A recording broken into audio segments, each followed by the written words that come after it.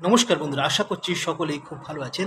আজ একটি দুর্দান্ত খবর এবং তার সাথে একটি তথ্য দেব, যে তথ্যটি একজন ভারতীয় হিসেবে আপনার জন্য গর্বের। হ্যাঁ, তাহলে ভিডিওটি অবশ্যই একটু ধৈর্যের সাথে দেখবেন। সেটি হলো life insurance corporation of India, নাম হয়তো আপনারা শুনেছেন, রাষ্ট্রায়ত্ত জীবন বীমা সংস্থা। তার কীর্তি সেই 1956 সাল যেদিন থেকে জন্ম হয়েছিল আজকে 2025 সাল অবধি একইভাবে সে কিন্তু এই ধরনের কাজ করে আসছে। কী কাজ করেছে আসুন জেনে নিই। সেই 1956 সাল থেকে আমরা কিন্তু যখনই দেশের বিপদ এসছে, দেশের সংস্থা হিসেবে আমরা এগিয়ে এসেছি। সেটা হতে পারে কোনো ভূমিকম্প, কিংবা হতে পারে কোনো রকম বন্যা, হতে পারে এই রিসেন্টলি ঘটে যাওয়া 2023 সালের উড়িষ্যার বালাসোর ট্রেন দুর্ঘটনা, কিংবা কেরালার ওয়েনাডের যে ভূমিধস, কিংবা করোনায় ইজি ক্লেম সেটেলমেন্ট। যে কোনো সময় আমরা সবার আগে এগিয়ে এসেছি।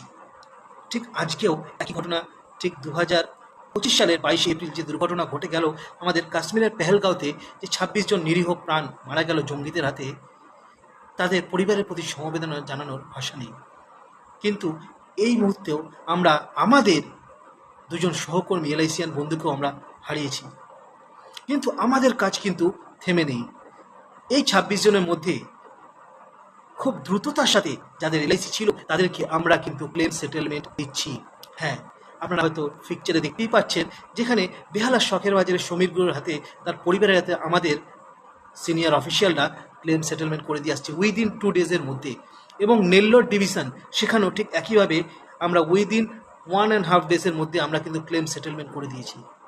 বুঝতেই পারছেন না, এলআইসি কিন্তু আজকের দিনে করছে তা কিন্তু নয়। আজকের দিনে দাঁড়িয়ে শুধু শো অফ করার জন্য করছে তাই কি না, আপনি ইতিহাস ঘেটে দেখুন, এলআইসি একইভাবে একই রকমভাবে সেমভাবে কাজ করে এসছে। আপনি যদি পিকচারগুলো দেখাচ্ছি, এই পিকচারগুলো দেখেন, আমরা এর আগেও এই একইভাবে ক্লেম খুব দ্রুততার সাথে দিয়ে এসছি, খুব দ্রুততার সাথে। সো আপনাকে বুঝতে হবে, যে সমস্ত মানুষজন বলেন যে এলআইসি করে কি হবে, এলআইসি তো মূল্যে লাভ, তাদের জন্য 1 মিনিট নীরবতা পালন করুন।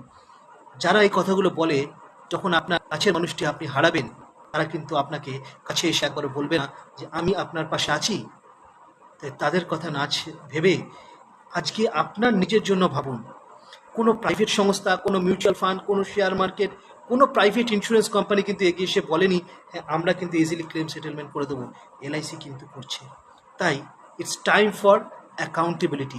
কাকে আপনি বিশ্বাস করবেন একটু বুঝে নিন, এবার সময় এসছে। তাই এলআইসি করুন আর দেশের রাষ্ট্রায়ত্ত সংস্থার হাত শক্ত করুন।